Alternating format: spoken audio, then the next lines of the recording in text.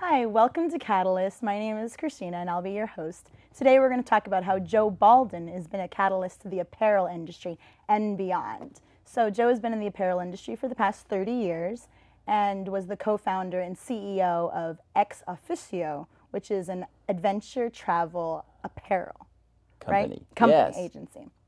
And so he's been doing that. Also, he has been semi-retired for the past 7 years and been involved at the University of Washington teaching a course on workplace psychology. Yes. Is that correct? It is. Okay. And currently he is the chairman of Pukies Incorporated. Yes, I said Pukies. That's something we'll talk about later. But so Joe, could you just tell us how you got into everything that you got into? Well, Christina, thanks for having me here. It's just terrific being here. I'm glad you could make it. I love it. I started in my business while I was I was born in Seattle. I still live in Seattle. I went to the University of Washington. I was in landscape architecture for 4 years, and landscape architecture, I loved it until I got to this class called Botany 113. And you had to memorize 300 family, genus, and species. And on the third try of taking this class, and the only family, genus, and species I could remember was Pseudatsuga menzizii, which was the Douglas fir and the absolute first plant I had to do. So anyway, I thought, this is not for me, so I took a business class, which was Accounting 210. Okay. And I thought, is this what business is? It was awful. I couldn't do it. This was too boring for me. And then I took a geography class, and I thought, that's good for some people, but it's probably not me. And then the third class was a psychology class, which I loved.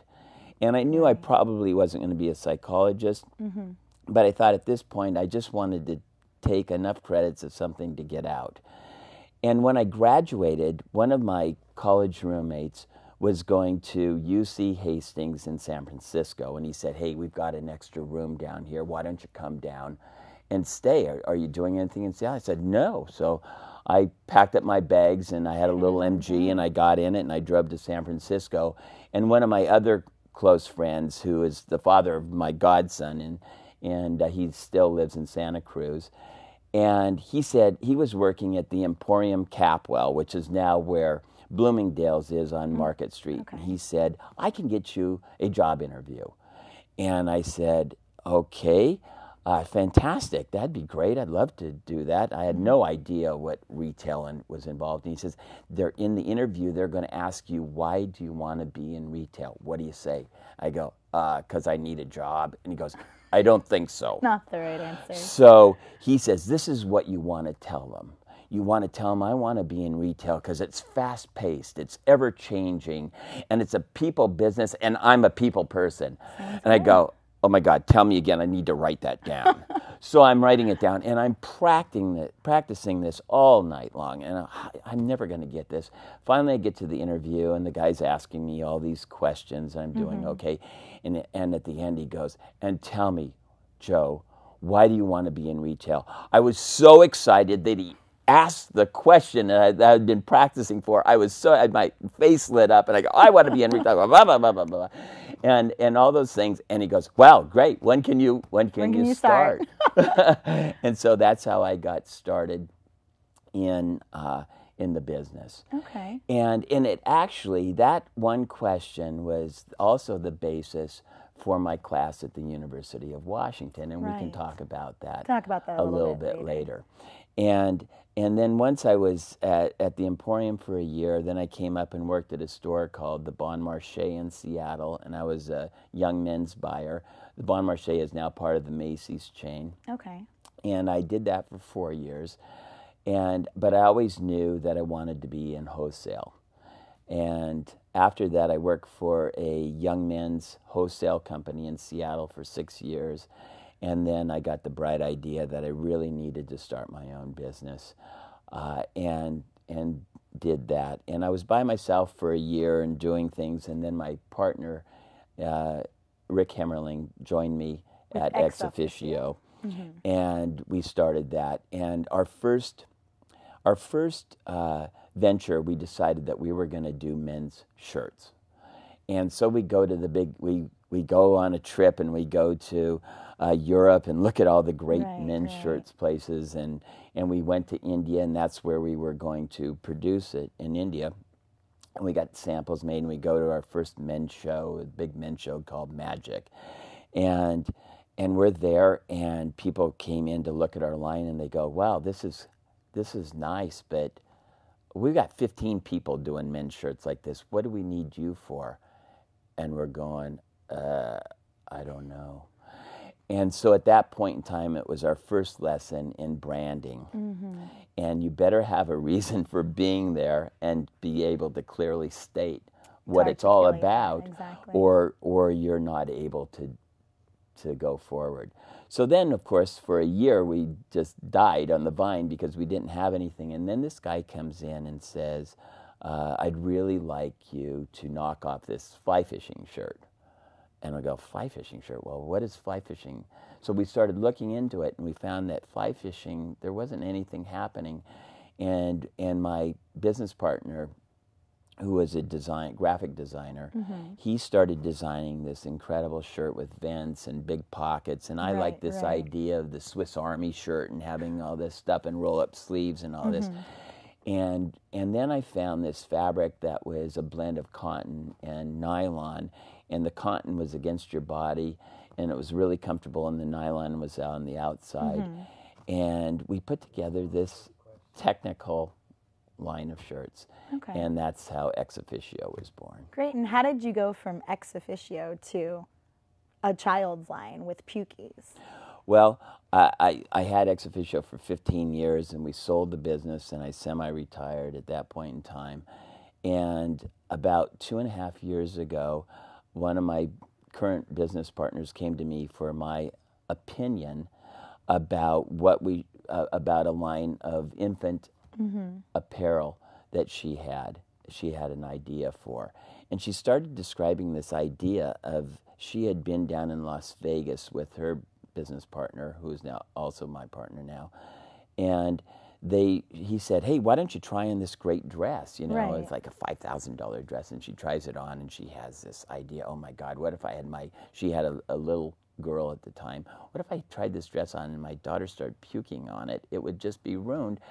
And what about kids' clothes? They're all stained, and mm-hmm. and what can we do? Why don't we have clothing that's the color of baby food? Like carrots and peas. Carrots and peas and berries and vegetables and fruit, right? So she had this idea, and they put together this neat graphics for the fabric, and she was talking to me about this, and I go, oh my God, I think you have something here. Right. And I said, do you want me to be involved with you? And she goes, yeah. And so what my part of it is, mm-hmm. is I am in charge of relationships. So instead of reinventing the wheel, I had great relationships with factories in China. Mm-hmm. I had great relationships and understanding of fabrics, and so that's what I brought to the part. And what we did then is we knew we had to have something unique from the Ex Officio side of it. Mm-hmm. So what's our reason for being? So we decided that we would start branding it out of the gate. We had this great idea. And then we stumbled on this incredible fabric that is sustainable, and it's also natural in its ingredients. And it's soy-based, right? It's soy-based. So it's 37% soy, and then it's got 7 spandex, and the rest organic cotton. And it's all these great and wonderful ingredients. And soy by itself is antimicrobial. That's a good point. And it's also, it doesn't absorb stains, so the stains don't absorb into the fabric, and it's really fun for kids. And then even within our own business, we've kind of morphed into things, and we found that parents and actually, these are gift type items. So really, mm-hmm. grandparents are buying this, and aunts and uncles, and they love the fact of the name Pukies for bibs and burp cloths and blankets, but they weren't so keen on Pukies for the playwear. Right. So we're changing that around, and we actually have a little collection for spring 2010 called Buggies. And on Buggies, we have a ingredient that's actually baked into the fabric that keeps bugs away, biting bugs away from the fabric. An anti-repellent. An almost. anti-repellent, and it's all based on the chrysanthemum, which I know it sounds crazy, but the chrysanthemum actually has this natural ingredient that keeps bugs away. Okay, great. And it's called Insect Shield. And so we are the only company that has this. Yeah, it seems And it's unique. my two former partners who are doing the marketing for this company, and that's how we have it. All right. Well, Pukey sounds very unique among its competitors, just with the antimicrobial, the breathing fabric, and that it wicks stains off and is just the color. I would have never even thought of that. Well, it all started that we didn't want to introduce something into the marketplace that wasn't needed. We had a clear reason for being there, and nobody's ever said, you look like somebody, and what do we need you for? They may not like it, but they always remember the name. Exactly.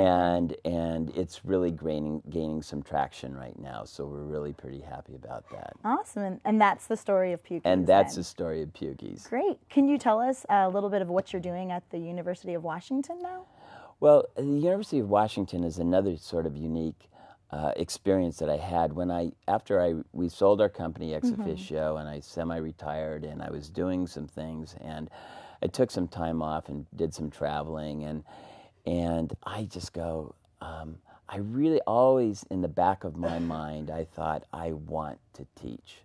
Right. And I'd love to teach at the University of Washington, because when you graduate, most students get into a workplace situation, and a lot of times there's dysfunction in the workplace, and they don't really have a clue as to, well, is this dysfunction or is this the way business is? How it's supposed to be, exactly.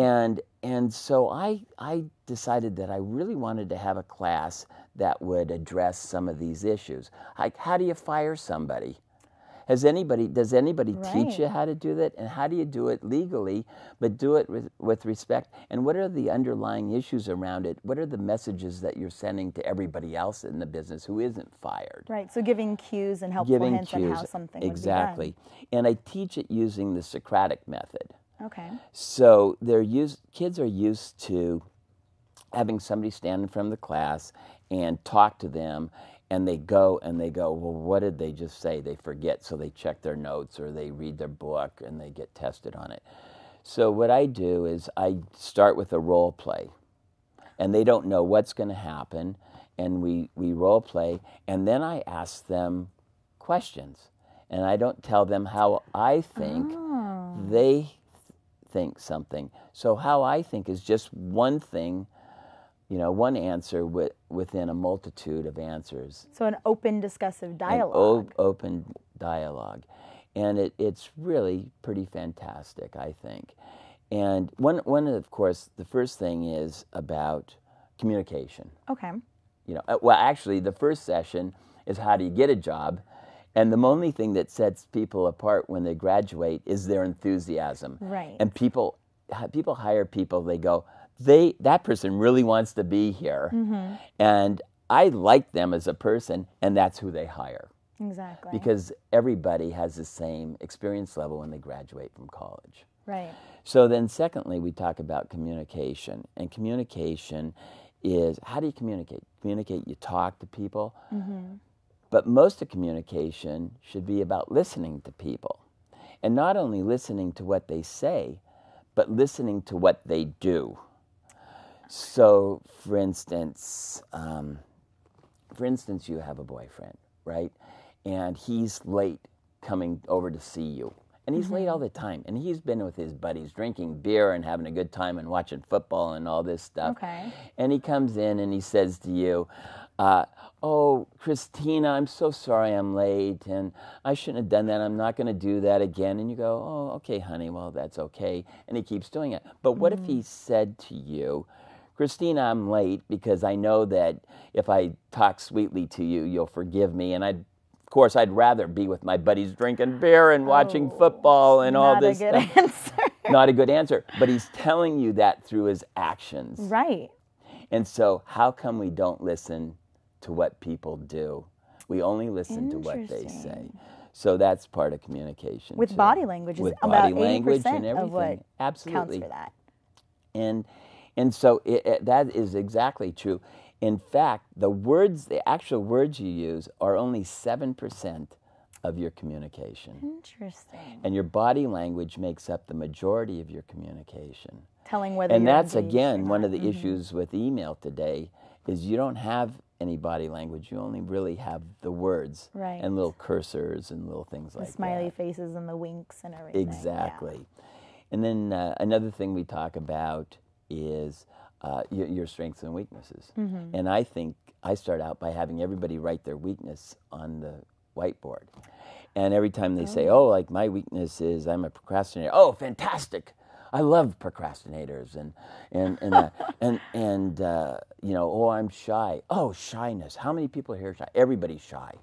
And nobody knows that. They think they're the only one in the world that's shy. So you're popularizing the weaknesses. And I believe that if we start with our weaknesses, we can actually go to our strengths. Right.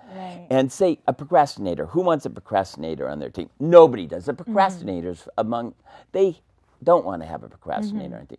And I say, well, I want a procrastinator. And they go, well, why would you want a procrastinator? Last minute, best work. Well, in school, you get 2 weeks to do a project, but really it only takes you 3 days. So in real life, you have 3 days to do a project that should take 5 days. Well, somebody who needs a lot of time, they start to freak out. I need more time. I can't do it. But a procrastinator goes, oh, what the heck? Let's just start it out. Let's just do it, because they're used to working under pressure. Right there. That's what it is. And we kick ourselves all the time, and the truth is that it's a strength. A disguised strength almost. Well, it is a strength. You want that procrastinator in your team because they can do really well. They don't break down. They don't lose their cool. They just stay calm throughout the whole thing. An interesting way to look at things. Yeah, and again, when you fire somebody, how do you fire them? Right. Workplace etiquette. Yeah, and you do it with respect. And company politics. What does that mean? We talk about company politics. What is company politics? Right. What's it about? What does it actually mean? And so with kids, I mean, there's been books with small print written about company politics that are 600 pages long, and you go, okay, great, what did I just read? And I think that politics really, broken down to the lowest common denominator, is just about what your message is. Political debates. Right. The commentator or the moderator says, Christina, tell me, I need to know, is it black or is it white that you think is the most important color? And Christina says, oh, Mr. Moderator, thank you for asking that question. It's the most important question facing the American people today. And not only is it the most important question, it's a question that's never dealt with. And it's important that today, right now, we deal with this most important question. And obviously, the answer is orange. So you don't even address the question. They never asked. answer the question. You've seen political debates? Do they ever answer the question? No, just beating because around. that's not their message. And their politics is their message, and orange is their message, and that's what they're going to answer. Finding some way to always bring it back to what they want to say. What they whether want to what's say, being asked. whether it's been asked or not. Interesting. And that's what company politics is. And so, first of all, somebody asks the question, you go, great question, I'm glad you do that. But at the end, they go, what just happened? You know? Did I just get hoodwinked on this or what? And they don't know, because that person has a way of turning it all the way over to what their message is. And that's adeptness. And so when you understand that, you can understand what somebody's doing to you, or you can do it yourself. And as long as you do it for the right reasons and you're not trying to be nefarious or trying to manipulate people, or do, in a sense, it is a bit of manipulation, but for hopefully the right reason, then that's what company politics really in a nutshell is. And then when you fire somebody, how do you use company politics to fire somebody? Doing it politically correctly. Right, or and with of course kindness. legally what you have to do is you have to bring somebody in, you have to tell them everything that they're doing wrong, what they need to do to fix it, and you have them sign off that you had that discussion, and then the attorneys say, well, you know, when you fire them, you better tell them everything that they've been doing. And you are just bursting to do it because they've been coming in late. Right. They've been doing all these things, and they've been on their computer playing games when they should have been doing. They haven't been doing the projects. Everybody else is having to do their work because they're not doing. So you're just so they come in and you say, "Well, you've been doing this, this, this, this, and this," and it gets into this big fight. Because back and forth. And one of the reasons you fire somebody is because they don't take responsibility for their actions. The precursor is they make excuses. So when you see somebody or hear somebody making excuses, you got to wait a second. Are they taking responsibility for their actions? Right.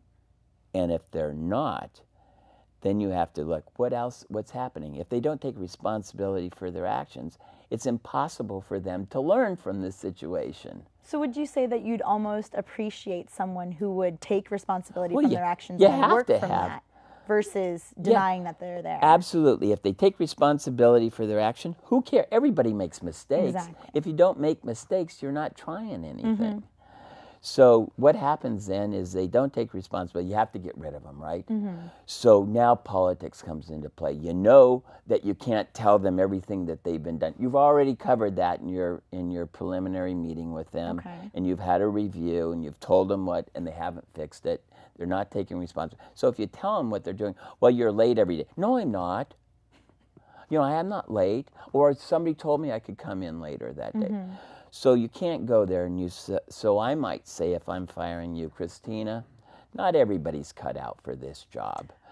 And, you know, it's my responsibility to you to let you go someplace where you're going to be successful, and you're not going to be successful here. And if I kept you here, I'd be doing you a disservice. And I will not do that to you because I care about you too much to put you in a situation where you're not going to be successful. And then I'm feeling or thinking that I'm being hindered by staying here, and well, thank you so much for letting me go. Exactly. I mean, then I'm giving you a really simple, because it's never quite that simple. Exactly. And then you're going to say, well, how come, why, what did I do?